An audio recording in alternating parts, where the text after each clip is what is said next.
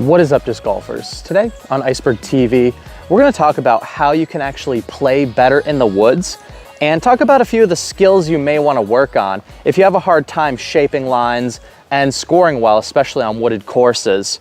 Now, here in Charlotte, North Carolina, the courses are primarily wooded, so I feel like this is something I'm definitely qualified to talk about with you guys because I moved from Florida to North Carolina, so completely open golf to woods golf. And today I'll just talk about all the things I learned along the way when learning to play in the woods.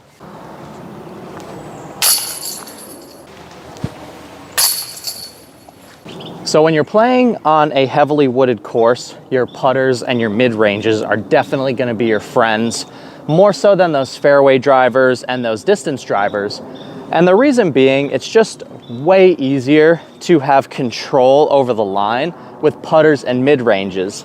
And those putters and mids are going to tend to turn and hold the line or hyzer flip and go straight, as opposed to those fairways and distance drivers are going to be a lot more likely to turn a lot or fade a lot. So throwing slower discs is going to help you improve your consistency.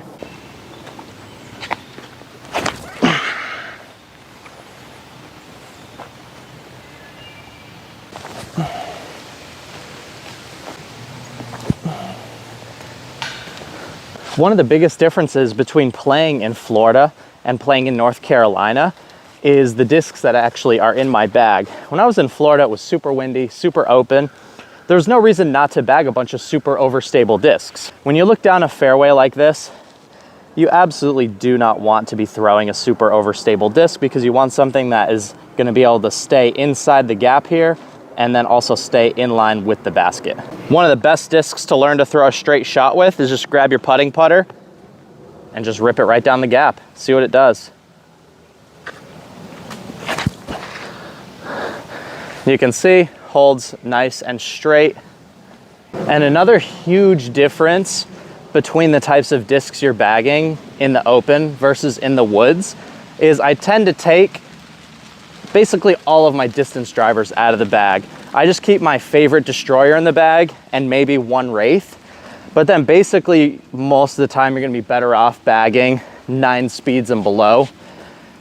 That's because you wanna have a focus on control versus distance, and it's a lot easier to control a 9 speed than it is a 12 or 13 speed. Super death putt, twice or it's luck. Let's go. And I think one of the biggest mental mistakes that we tend to make as disc golfers is approaching every hole with the expectations of getting a birdie. If you pull up to the tee box and every single hole you feel like you have to get the birdie, you're going to be playing way more aggressive, way far outside your skill set. So hole 4 at Nevin here, now that they've moved the pin about 75 feet back from where it used to be, this is a perfect example of this. This is a hole that I do not expect to birdie. And you'll find yourself, if you play a tournament at a course like this, or even here, if you just play a hole like this for par, you're still gonna be gaining strokes on your card.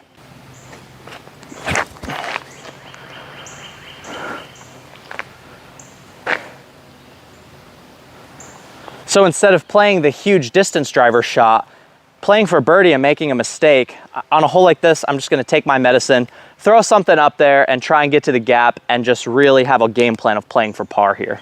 And this is what I would consider to be disciplined disc golf.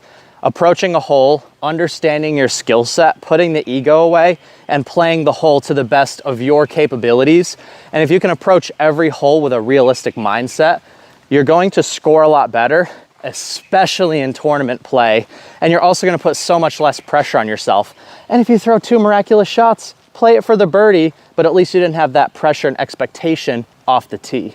I can either guarantee myself a par and just go putter, putter, tap in, or I can try and hyzer flip, stand still, and FD and try and get to the pin. I'm really tempted to throw the FD, but the smart play, if I really wanted to score well, would just be to flick my berg up twice and tap in, the easiest par ever.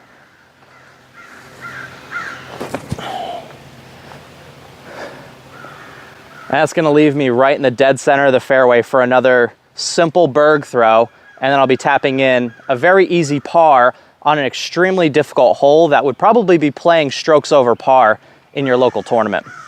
All right, so this is where we landed, and now we have a pretty simple upshot to get up and down for our par.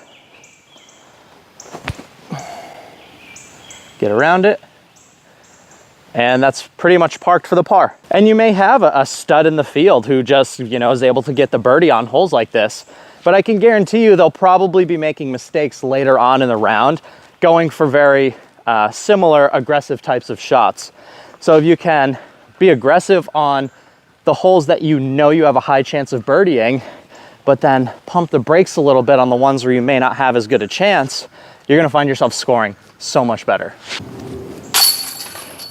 It may not feel like it's a good thing when you're out practicing this way, but when you're in a tournament and your card mate's tapping in for his 8 and you're tapping in for the world's easiest 4, you're gonna feel pretty darn smart. And one of the upsides to actually playing in the woods is that the lines are almost pre-decided for you. When you're playing an open course, you're like, should I throw the backhand? Should I throw the forehand? Do I need to think about the wind? A lot of these things you don't even really need to consider in the woods, because basically the only shot to get up here is a backhand hyzer or hyzer flip. And that's gonna be the best shot regardless of what your skill set is. So wooded golf is gonna kind of force you into the best line. And then we have all these beautiful trees that are gonna block the wind. So the line is almost predetermined for you and there's no wind. So sometimes playing in the woods can be a win-win. So we came up a little bit short of the landing zone we wanted. We really needed like 30 to 50 more feet on that tee shot. So we just have to eventually, in the woods, you got to take your medicine and just pitch one out, put yourself in the fairway, and try and put yourself in a spot where you can at least save your par after throwing a rough tee shot. Clash, I don't know what you're doing sending me these like dark green grass leaf color discs. We need some brighter discs, Clash. Come on now. So just turn one around the corner. Think it kicked to the right into the fairway, but we'll see where we wound up. We have to take a little more medicine on this one. The way that I like to look at it is one great hole is not gonna save your tournament, but 1-8 on your scorecard can kill your tournament. So even if you have to take your medicine for a bogey, it's not the end of the world. And we did kick into the fairway. The basket's right down there. So even after all that, we're still in position for par. Throw something nice and straight. Going for birdie. Oh. I don't know about you guys, but I honestly don't even enjoy watching these golf course tournaments. And I know the Disc Golf Pro Tour sells more tickets, makes more money on all these things, but half these tournaments that are in the open, like, it's unwatchable for me. I just don't enjoy watching open hyzer golf. Like, watching these guys throw hyzer after hyzer after hyzer is just not that exciting at the end of the day for me. So the part of the year I look forward to the most is Maple Hill, when they go up to Vermont, when they come down to Charlotte.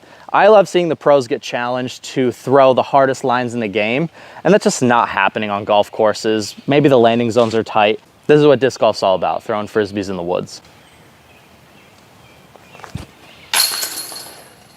So we'll go with the hyzer flip first and then the flex.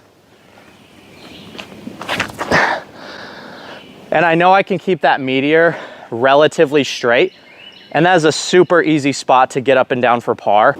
And now I'll just show you what the flex shot looks like. It also stays straight, but it tends to require a little bit more power and sometimes even a little bit more faster disc. So I've disked up to a wraith just to make sure that I have enough stability to execute the flex.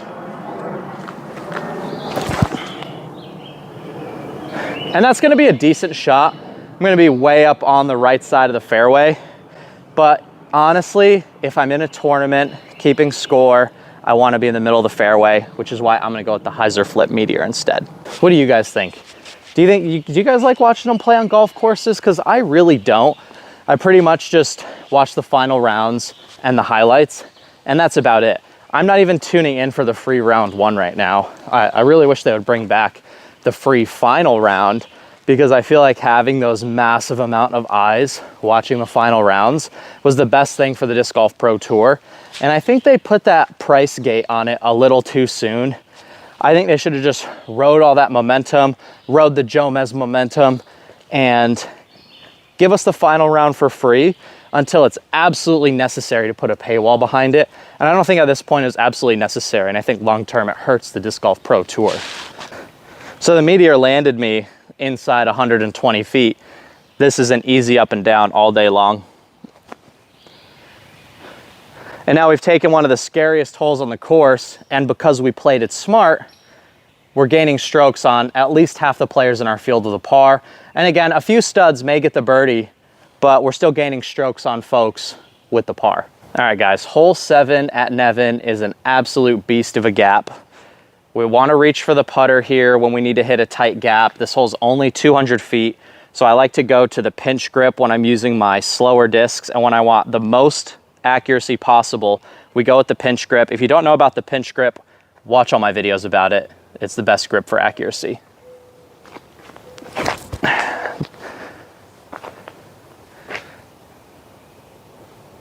That's a shot I never used to be able to execute, and then all I did was switch my grip and I can hit gaps like that no problem all day long. The Disc Golf Pro Tour has wood specialist players like the James Conrads, the Chris Dickersons, the guys that go out and they throw well in the woods. And then we have open course specialists like Ezra Aderhold, Garrett Gerthy, guys that have that elite distance and they can just throw spike hyzers on every single hole.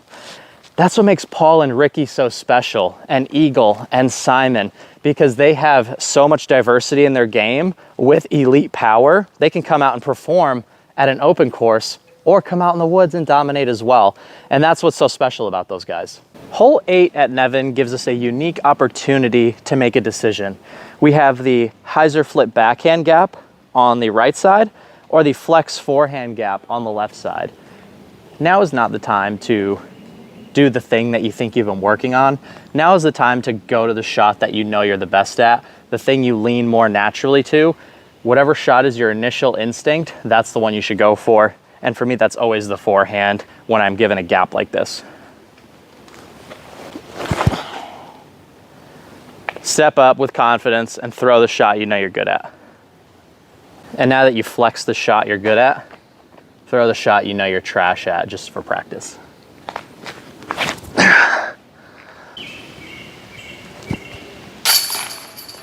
All right, hole 9 is another shot that I know I'm just not getting. Requires like 450 feet of power uphill. So I'd rather put myself in an ideal position to get the par than rip a bad shot and wind up with bogey or double bogey. So we're gonna take an understable disc and then we're gonna revert back to that pinch grip. Again, if you don't know the pinch grip, I've made tons of videos about it. I'm a big advocate of the pinch grip, especially for accuracy. And we just wanna get one up there and stay somewhat in the middle. So instead of a distance driver, which would have been most players' first instinct, I'm gonna go with a flippy fairway driver. My momentum disc's nice, and just put it in a good spot. And that's totally fine. Up on the right side of the fairway, kicks to the middle, and we have a pretty easy par from there and almost no chance at bogey. I hope you guys like this kind of video. I know this is kind of a video geared more towards people who play tournaments, who play leagues and are trying to win a little bit of extra money, things like that. So I know this video is not necessarily for everybody. I'm sure a lot of you that watch the channel probably aren't tournament players, but for those of you that are, I hope these tips helped you and I hope you can go try them and have a little bit more success in the woods, because I know playing in the open versus playing in the woods, it's almost like playing two different games. Like you could have a whole bag of discs for the woods and a whole bag of discs for the open. And I know that's the case for myself and for a lot of other people. So I hope that showing you how to play disciplined and intelligent golf, understanding when to play for par and understanding when to be aggressive and go for the birdies, shot selection, disc selection, the angles that are the best. So I hope this video helped you guys. If you want to support me, go check out Berg's Bags at bergsdiscsports.com. The link will be in the description below. Use code ICE10 for 10% off your order. The bags have been flying off the shelves. We've had a ton of support over the last 6 months or so, and we really appreciate it. But we want to continue to get your guys' support and get more of these bags in people's hands because they are the #1 disc golf bag on the market, in my opinion. You're watching Iceberg TV, and take care.